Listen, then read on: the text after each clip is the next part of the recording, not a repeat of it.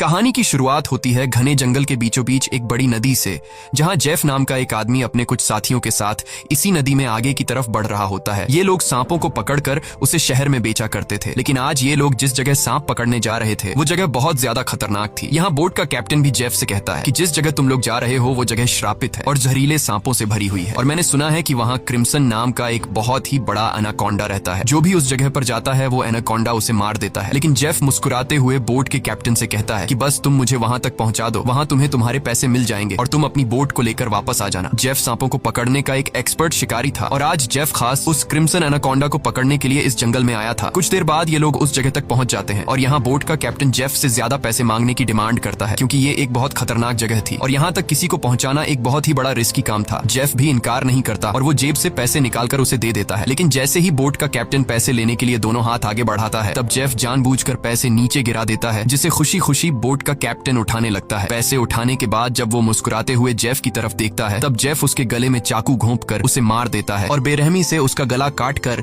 नदी के पानी में उसका सिर फेंक देता है। ये सब कुछ नदी के किनारे खड़े जेफ के साथी भी देख रहे थे। जेफ को ऐसा करते देखकर वो दोनों बहुत ज्यादा डर जाते हैं। इसके बाद जेफ अपने दो साथियों के पास आता है और उनसे कहता है कि अगर तुम दोनों ने भी मुझे धोखा देने की कोशिश की तो तुम्हारा भी यही हाल होगा। इसके बाद ये तीनों जंगल में आगे बढ़ते हुए एक जगह पर पहुंचते हैं, जहां उन्हें सांपों की एक बड़ी मूर्ति दिखाई देती है और ये देखते हुए जेफ कहता है तो आखिर क्रिम्सन एनाकोंडा की कहानी सच थी। दूसरी तरफ जेफ के साथियों को बहुत सारे सांप मिल जाते हैं, जिन्हें देखकर वो भी बहुत ज्यादा खुश हो जाते हैं। इसके बाद ये दोनों जल्दी से सभी सांपों को पकड़कर बैग में बंद करने लगते हैं, जबकि जेफ इन छोटे सांपों पर ध्यान नहीं देता और वो इस जंगल के सबसे बड़े सांप, जिसका नाम क्रिम्सन एनाकोंडा है, उसे ढूंढने लगता है। अब इन दो साथियों ने जो सांप कपड़ों के बैग में भर दिए थे, उन सांपों को अकेले एक साथी बोट तक लेकर आता है। वो देखता है कि जेफ ने जिस आदमी का गला काट कर पानी में फेंक दिया था, उसकी सर कटी लाश कुछ दूरी पर पानी में खड़ी है। ये देखकर उसे अपनी आंखों पर यकीन नहीं आया। तभी वो लाश अचानक पानी में डूब गई और तैरते हुए एक बड़ी सी चीज तेजी से उसकी तरफ बढ़ने लगी। वो आदमी डर के मारे तेजी से जंगल की तरफ भागने लगता है, लेकिन तभी बिजली की रफ्तार से एक बहुत ही बड़ा एनाकोंडा उसे जकड़ लेता है। वो एनाकोंडा उस आदमी की बॉडी पर लिपटकर उसकी हड्डियां तोड़ देता है और अपना बड़ा सा मुंह खोलकर उसे खाने लगता है। दूसरी तरफ हम उस आदमी के दूसरे साथी को देखते हैं, जो सांपों से भरे एक बैग को लेकर जंगल में आगे की तरफ बढ़ रहा होता है। तभी वो अचानक एक जगह पर रुककर कुछ ऐसा देख लेता है जिससे वो बहुत ज्यादा डर जाता है। असल में उसने उसी बड़े एनाकोंडा की बॉडी को रेंगते हुए देख लिया था। जैसे ही वो एनाकोंडा एक पेड़ पर चढ़ रहा था, तो उसके पेट को देखकर साफ लग रहा था कि उसने किसी इंसान को जिंदा निगल लिया है। अब इससे पहले कि वो आदमी अपनी जान बचाकर भाग पाता, तभी वो एनाकोंडा उसके साथी की लाश को उगल देता है। इसके बाद वो सांप उस आदमी को भी पकड़ लेता है। वो सांप उस आदमी को जकड़कर जोर से दबाता है और पेड़ से लिपटकर उस आदमी को भी खाने लग जाता है। ये सब कुछ ही दूर से जेफ भी देख रहा होता है और ये देखकर जेफ अपने साथी को बचाने के बजाय खुश हो रहा था, क्योंकि जेफ भी यही चाहता था कि कोई उस सांप का चारा बन जाए और जब चारे को खाते समय सांप का ध्यान भटक जाए, तब जेफ सांप को बेहोश करके मार दे। इसके बाद जेफ अपना शॉटगन निकालकर सांप को बेहोश करने ही वाला था कि तभी अचानक जंगल के सभी जानवर और बर्ड्स शोर मचाने लगे, जिनकी आवाज सुनते हुए वो एनाकोंडा अपने शिकार को ऐसे ही छोड़कर चला जाता है। आखिर कुछ तो ऐसा था जिससे जंगल के सभी जानवर डर रहे थे। अब यहाँ सीन कट होता है और हमें एक सर्कस शो दिखाया जाता है। ये सर्कस अब बंद होने के कगार पर था। कोई भी इस सर्कस को देखने का इंटरेस्ट नहीं रखता था। यहाँ सर्कस के मालिक के पास बिली यांग नाम का एक लड़का आता है, जो सर्कस के मालिक को पैसों से भरा हुआ एक सूटकेस देकर सर्कस में काम करने वाले सभी लोगों को खरीद लेता है, क्योंकि उसने थाईलैंड जाकर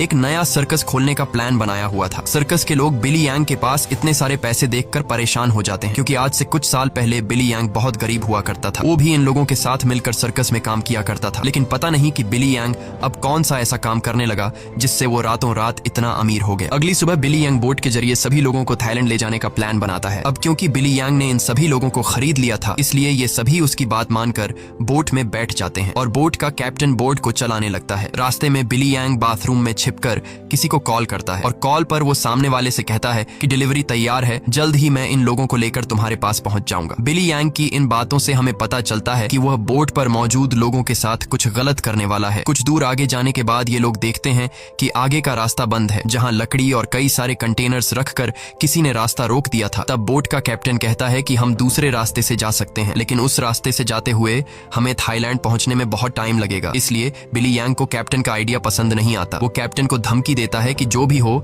हमें वक्त पर थाईलैंड पहुंचना है, क्योंकि वहां हमारा शो है जिसके पैसे मैं एडवांस ले चुका हूं। अगर हमने शो नहीं किया तो हम बर्बाद हो जाएंगे। कैप्टन कहता है कि अगर तुम लोग लंबे रास्ते से नहीं जाना चाहते तो फिर हमारे पास यही एक रास्ता है। वह कहता है कि हम इन सारी चीजों को बॉम्ब से उड़ा देंगे और अपना रास्ता बनाकर यहाँ से निकल निकल जाएंगे। बिली यांग को कैप्टन की बात ठीक लगती है और वो इसके लिए तैयार हो जाता है, लेकिन उन्हें पता नहीं था कि ये लोग कितनी बड़ी गलती करने जा रहे हैं। इसके बाद ये लोग कंटेनर्स के पास बॉम्ब रखते हैं और फिर उन्हें रिमोट से उड़ा देते हैं। ऐसा करने से उनका रास्ता तो साफ हो गया, लेकिन धमाके की वजह से ढेर सारे सांप उनके बोट पर गिर जाते हैं, क्योंकि उन सभी कंटेनर्स में सांप भरे थे। डर के मारे ये लोग यहाँ वहाँ भागने लगते हैं। अब पूरी बोट सांपों से भर चुकी थी और ये सांप बोट पर मौजूद लोगों को डसने लगते हैं। यहाँ लेनी नाम की एक लड़की समझदारी से काम लेते हुए पाइप के जरिए प्रेशर से पानी खोल देती है और अपने आसपास जितने भी सांप होते हैं सबको बोट से नीचे पानी में गिरा देती है। बिली यांग डर के मारे बोट के बाथरूम में छिप जाता है, लेकिन तभी अचानक बाथरूम की छत टूट जाती है और बहुत सारे सांप बिली यांग के ऊपर गिर जाते हैं। उनसे बचने के लिए वह नदी में कूद जाता है और तैरते हुए किनारे तक पहुंचता है, लेकिन वहां पर भी एक किंग कोबरा उसके सामने आ जाता है। अब इससे पहले कि वो किंग कोबरा बिली को काट पाता, तभी कोई आदमी सांप पर पैर रखकर उसे कुचल देता है और बिली यांग की जान बचा लेता है। यह इंसान कोई और नहीं बल्कि जेफ था। अब जेफ ने बिली की जान बचाई थी, इसलिए बिली उसे अपने बोट पर ले आता है। जेफ यहाँ सभी से झूठ कहता है कि मैं एक वाइल्ड एक्सप्लोरर हूँ और एक एक्सीडेंट की वजह से यहाँ जंगल में फंस गया हूँ। तभी सर्कस के एक आदमी जिसका नाम जियाओ है, उसके कान में तेज दर्द होने लगता है। दर्द इतना ज्यादा था कि वह नीचे गिर जाता है। जब जेफ उसके कान में गौर से देखता है तो उसे पता चल जाता है कि जियाओ के कान में तकलीफ क्यों हो रही है। इसके बाद जेफ अपनी उंगली पर एक कट लगाकर उसे जियाओ के कान के पास ले जाता है और तभी जियाओ के कान से एक पतला जहरीला सांप निकलकर जेफ की उंगली को काट देता है, लेकिन सांप के काटने के बावजूद जेफ को कुछ नहीं होता और वह उस पतले सांप को पानी में फेंक देता है। ये देखकर लेनी बहुत हैरान हो जाती है और सोचने लगती है कि आखिर सांप के काटने के बाद भी जेफ पर जहर का असर क्यों नहीं हुआ। लेनी भी सांपों के बारे में जानकारी रखती थी। वह जानती थी कि एक सांप के जहर से इम्यून होने के लिए इंसान को बहुत सारा सांप का जहर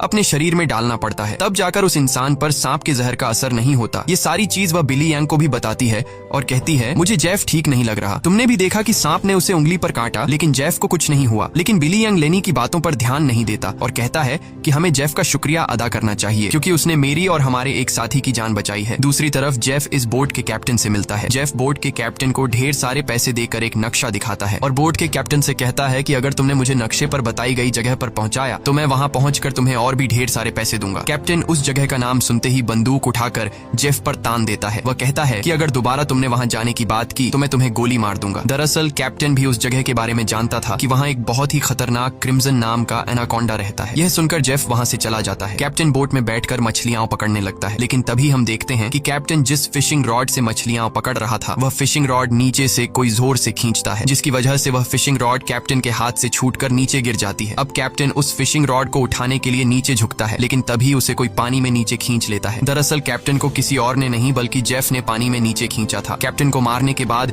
जेफ कैप्टन की बॉडी को उस जंगल में मौजूद एनाकोंडा को बुलाने के लिए चारे के तौर पर इस्तेमाल करता है। कुछ देर बाद सभी कैप्टन को ढूंढने लगते हैं, लेकिन बोट का कैप्टन उन लोगों को कहीं पर भी नहीं मिलता। लेनी को जेफ पर शक होने लगता है कि कहीं जेफ ने उसे मार तो नहीं दिया। वह जेफ से पूछती है कि कैप्टन कहाँ है, लेकिन जेफ कहता है कि मुझे कैप्टन के बारे में कुछ भी नहीं पता। वह यह भी कहता है कि यह जंगल है, यहाँ इंसानों का गायब होना आम बात है। तभी अचानक पूरे जंगल में एक अजीब सा शोर छा जाता है। जंगल के सभी परिंदे और जानवर शोर मचाकर भागने लगते हैं। तभी एकदम से उन सबको पानी में कुछ अजीब सी हलचल सुनाई देती है। एक साथी कहता है कि यह आवाज कैसी है। तब जेफ खुश होकर कहता है कि कुछ बड़ा आने वाला है। जेफ की खुशी से यह साफ जाहिर हो रहा था कि जैसे वह इस आने वाले खतरे का इंतजार कर रहा था। तभी हम देखते हैं कि नदी की गहराई में एक बहुत ही बड़ा एनाकोंडा जेफ के लगाए जाल की तरफ बढ़ रहा है। जेफ का लगाया हुआ फिशिंग रॉड जोरों से नीचे की तरफ खींचता है। अब जेफ एनाकोंडा को पकड़ने के लिए फिशिंग रॉड को पकड़ने की कोशिश करता है, लेकिन वह एनाकोंडा इतनी आसानी से जेफ के जाल में कहां फंसने वाला था। तभी वह एनाकोंडा उनके सामने आ जाता है। यह एनाकोंडा आकार में बहुत बड़ा और बेहद डरावना था, जिसे देखकर सबके गले में सांसें अटक जाती हैं। जेफ ने जो फिशिंग रॉड की रस्सी पकड़ी हुई थी, एनाकोंडा उस रस्सी को जोर से खींचता है, जिससे जेफ नीचे पानी में गिर जाता है। वह एनाकोंडा जेफ को पानी में इधर उधर पटकने लगता है, लेकिन जेफ इतनी आसानी से हार मानने वाला नहीं था। वह खुद को बचाने के लिए तैरते हुए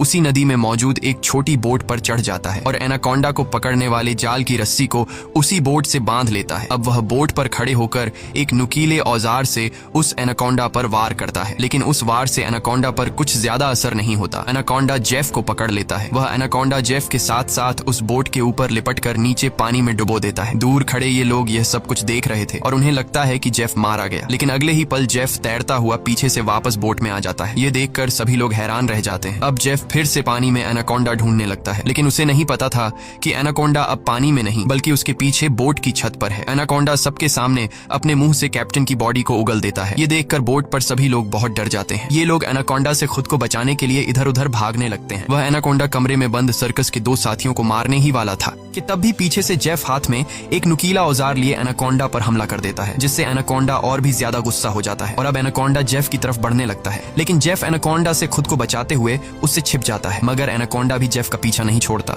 वह जेफ को ढूंढने के लिए बोट के अंदर घुस जाता है, जहां बोट के अंदर सर्कस के बाकी लोग भी छिपे हुए थे। लकीली एनाकोंडा बिली और डायना को देख नहीं पाता। वह उनके ऊपर से रेंगते हुए खिड़की से होकर बोट से बाहर निकल जाता है। ये सभी लोग बोट के कोने कोने में छिपे हुए थे। एनाकोंडा इन लोगों को ढूंढते हुए जब बाथरूम की तरफ जाता है तो वह एक बच्चे और जियाओ को देखता है। एनाकोंडा तुरंत उन दोनों पर हमला कर देता है, लेकिन यह दोनों खुद को बचाते हुए वहां से निकल जाते हैं। अब उनके पास लेनी भी पहुंच जाती है। जैसे ही एनाकोंडा लेनी पर हमला करता है तब जियाओ समझदारी से काम लेते हुए एनाकोंडा के सिर के आगे एक मटका लाता है, जिससे एनाकोंडा का सिर मटके के अंदर फंस जाता है। मटके से अपना सिर निकालने के लिए एनाकोंडा तड़पने लगता है और इसी हलचल में यहाँ पर केरोसिन ऑयल का गैलन गिर जाता है। एनाकोंडा अपने सिर से मटके को निकालने के लिए पूरी तरह से बेकाबू हो जाता है। वह यहाँ वहां खुद को मारता है और आखिर में वह अपने सिर को बोट से पटक कर मटके को तोड़ देता है, जिससे उसका सिर आजाद हो जाता है। लेकिन आजाद होते ही पीछे से जेफ एनाकोंडा के गले में रस्सी का फंदा डाल देता है। इससे पहले कि जेफ उस एनाकोंडा को पकड़ पाता तभी नीचे केरोसिन ऑयल गिरने की वजह से बोट में आग लग जाती है और आग धीरे धीरे बढ़ते हुए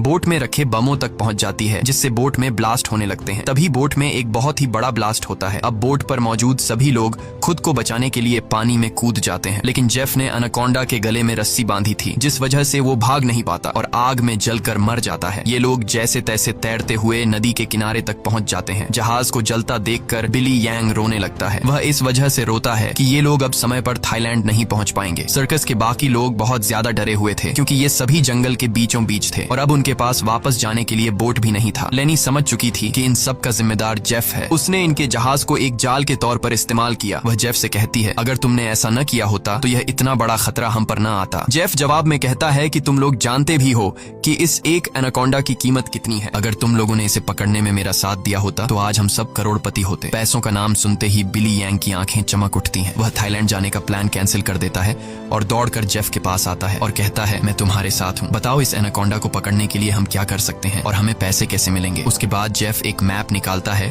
और उन्हें दिखाते हुए कहता है, अगर तुम लोग मेरी मदद करोगे तो इस मैप के जरिए मैं तुम्हें 1-2 दिन के अंदर थाईलैंड पहुंचा दूंगा। अब यहाँ बिली यांग और टीम के बाकी लोग जेफ के बोट तक जाने के लिए मान जाते हैं, लेकिन लेनी को जेफ पर बिल्कुल भी भरोसा नहीं था, इसलिए वह वहां जाने से इनकार कर देती है। तभी सर्कस टीम की एक लड़की की तबीयत अचानक खराब होने लगती है। जब बिली यांग उसके कंधे को देखता है तो उन्हें पता चलता है कि उस लड़की को एक बहुत ही खतरनाक मकड़ी ने काटा है, जिसके जहर से वो मर भी सकती थी। ये देखकर जेफ वहां पर मौजूद सभी लोगों से कहता है, मेरे पास एक ऐसी दवाई है जिससे उस लड़की का इलाज हो सकता है, लेकिन वह दवाई मेरे बोट में रखी गई है। अगर तुम इसका इलाज करना चाहते हो तो तुम्हें मुझे मेरी बोट तक पहुंचाना होगा। अब न चाहते हुए भी लेनी जेफ के साथ चलने को तैयार हो जाती है। कई घंटों के सफर के बाद जब एक साथी नदी का पानी पीने लगता है तब जेफ उसे रोक देता है और जेफ सभी से कहता है, यहाँ का पानी कभी भी मत पियो। यहाँ के पानी में ऐसे कीड़े हैं जो पानी पीते समय इंसान के अंदर चले जाते हैं। इसके बाद वो कीड़े उस इंसान के अंदर ऐसी प्यास लगाते हैं कि वो पानी पीते पीते खुद को नदी में डुबाकर मार देता है। रास्ते में इन लोगों को भूख लग जाती है। तब जेफ पास के पत्थरों से एक सांप पकड़ता है और फिर ये लोग सांप का जहर निकालकर उसे पकाते हैं और उसे खाकर गुजारा करते हैं। इसके बाद ये लोग फिर से अपना सफर जारी रखते हैं। कुछ देर बाद रात हो जाती है। रात को ये लोग पहाड़ के एक सुरंग में रुकते हैं, जहाँ ये लोग आग जलाते हैं और जेफ साइड पर बैठा अपनी मैप पर बने हुए एनाकोंडा को देख रहा था। जेफ उस समय के बारे में सोचता है जब वो एनाकोंडा उसके सामने आया था। वो एनाकोंडा जेफ को मारने ही वाला था, लेकिन जेफ समझदारी से काम लेते हुए एक लकड़ी की बॉक्स में खुद को छुपा देता है। वो बॉक्स एक ढलान में रखी हुई थी,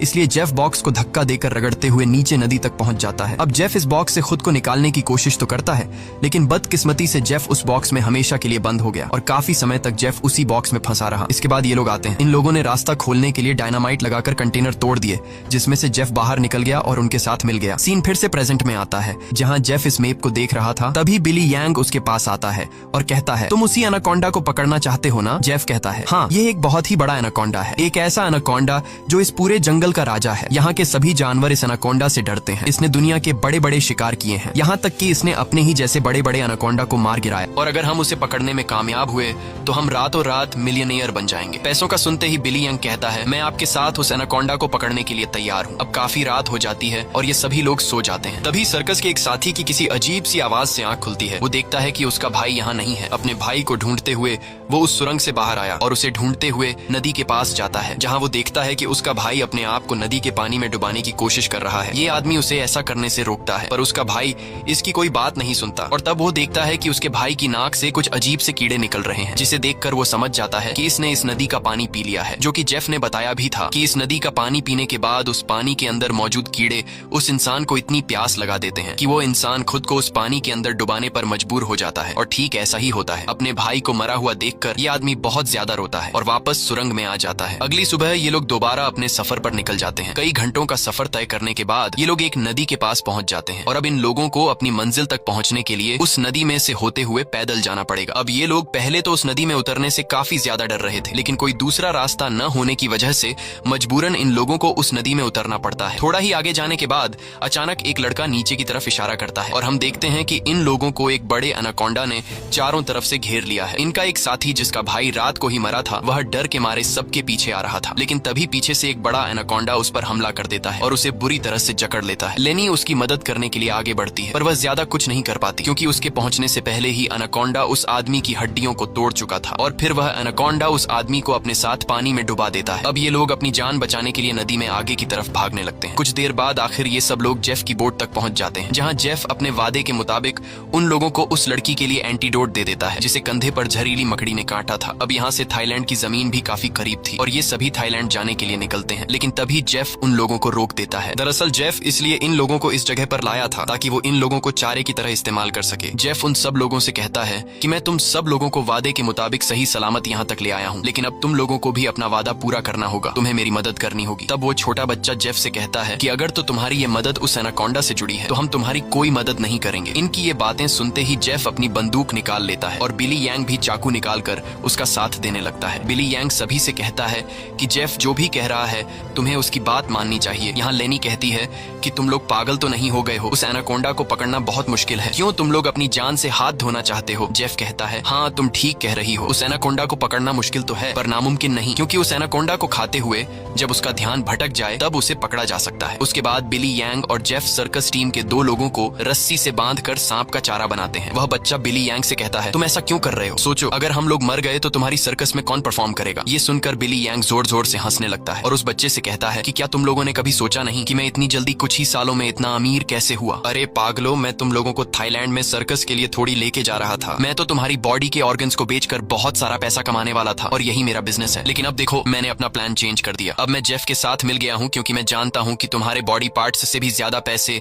मुझे ये एनाकोंडा दे सकता है। दूसरी तरफ जेफ ने उन 2 लड़कियों को भी बांध दिया था और अब वो एक लड़की से बदतमीजी करने लगा था। अब यहाँ वो लड़की समझदारी से काम लेते हुए ऐसा दिखाती है कि वो जेफ का साथ देना चाहती है। जेफ उसकी चाल को समझ नहीं पाता। वो लड़की जेफ के करीब आकर जेफ के बालों में हाथ मारने लगती है और मौका मिलते ही वो लड़की जेफ की पॉकेट से गन निकालकर जेफ पर तान देती है। अब वो लड़की जैसे ही जेफ को शूट करती है तो बंदूक से गोली नहीं चलती क्योंकि उसको बंदूक का लॉक खोलना नहीं आ रहा था। अब जेफ गुस्से में आकर उससे बंदूक छीन लेता है और उसी लड़की पर तान कर उसे मारने ही वाला होता है कि तब तक लेनी ने भी खुद को आजाद कर लिया था और वो एक शीशे के नुकीले टुकड़े से जेफ के पेट पर वार करती है। अब जेफ लेनी को धक्का देकर पीछे धकेल देता है, लेकिन तब वो दूसरी लड़की भी जेफ पर हमला कर देती है और पीछे से लेनी भी जेफ से बंदूक छीनने की कोशिश करती है। इसी हाथापाई में गोली चलने की आवाज आती है, लेकिन पता नहीं चल पाता कि ये गोली किसको लगी। दूसरी तरफ हम उन 2 लोगों को देखते हैं जिन्हें बिली यांग ने एनाकोंडा के लिए चारा बनाया था। वो दोनों बेचारे डर के मारे तड़प रहे होते हैं। कुछ देर बाद एक बड़ा सा एनाकोंडा उन दोनों को खाने के लिए धीरे धीरे उनकी तरफ बढ़ने लगता है, जबकि दूर खड़ा बिली यांग मजे से ये सारा नजारा देख रहा था। बिली यांग इंतजार में था कि कब वो एनाकोंडा उन पर हमला करेगा और मैं रस्सी को खींचकर उस एनाकोंडा को पकड़ लूंगा, लेकिन वो ये नहीं जानता था कि जहां पर वो खड़ा है ठीक उसके ऊपर से एक दूसरा एनाकोंडा उस पर हमला करने के लिए आगे बढ़ रहा है। अब इससे पहले कि बिली यांग उस एनाकोंडा को देख पाता,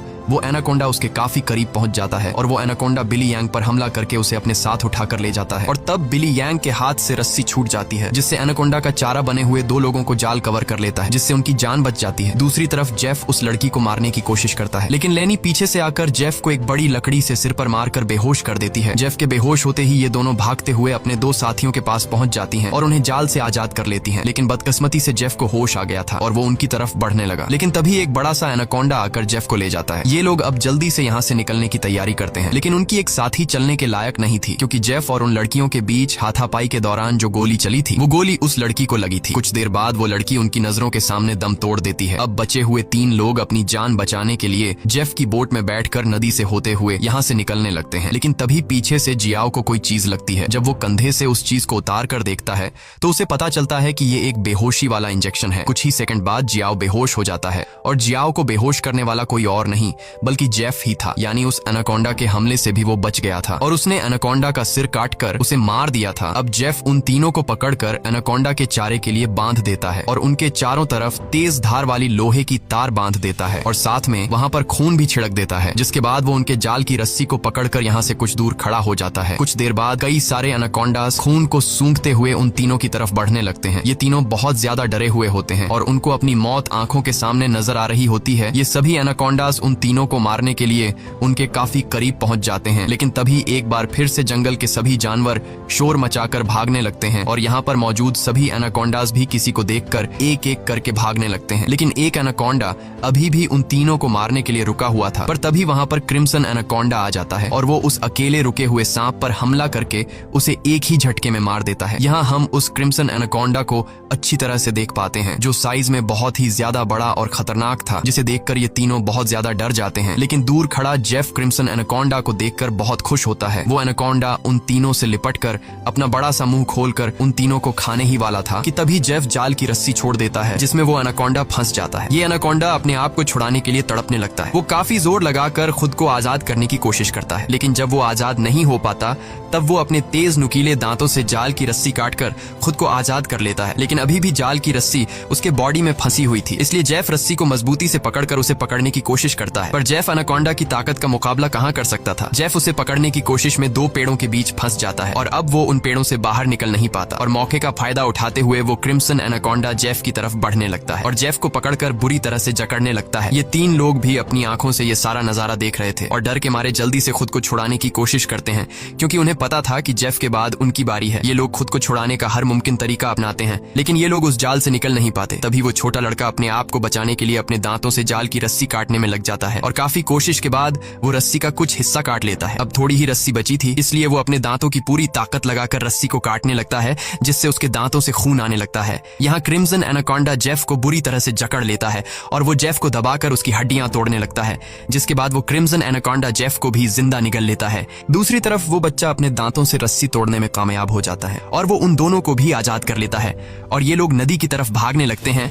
लेकिन जेफ को मारने के बाद अब वो क्रिम्सन एनाकोंडा उनके पीछे पड़ जाता है।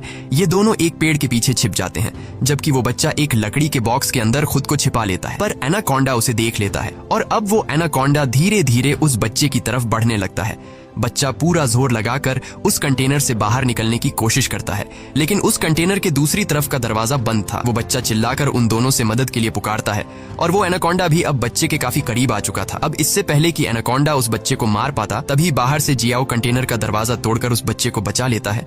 अब ये तीनों फिर से अपनी जान बचाने के लिए एनाकोंडा से भागने लगते हैं, लेकिन ये पूरा जंगल उसी एनाकोंडा का था। इस जंगल में होते हुए ये लोग उससे बचकर नहीं जा सकते थे, इसलिए ये लोग एक पेड़ के पीछे छिप जाते हैं, पर तभी कुछ दूरी पर वो एनाकोंडा उन्हें देख लेता है। उन्हें देखते ही वो एनाकोंडा तेजी से उनकी तरफ आने लगता है। ये लोग खड़े होकर अपनी मौत का इंतजार करने लगते हैं, क्योंकि ये लोग जान चुके थे कि अब उनकी जान नहीं बच पाएगी। पर जैसे ही वो एनाकोंडा अपना बड़ा मुंह खोलकर उन पर हमला करता है, तभी एक मजबूत लोहे की नुकीली तार से उसका सिर बीच से कट जाता है। ये नुकीली तार असल में जेफ ने बिछाई थी, जिससे क्रिम्सन एनाकोंडा का खात्मा हो जाता है। ये लोग यकीन नहीं करते कि उनकी जान बच गई और ये लोग काफी देर तक उसकी बॉडी को देखते रहते हैं और फाइनली ये लोग जल्दी से उस जंगल को छोड़कर यहाँ से निकल जाते हैं। इसी के साथ ये कहानी खत्म हो जाती है। अगर आपको ये वीडियो अच्छी लगी हो तो हमारे चैनल को सब्सक्राइब और वीडियो को लाइक जरूर कीजिएगा।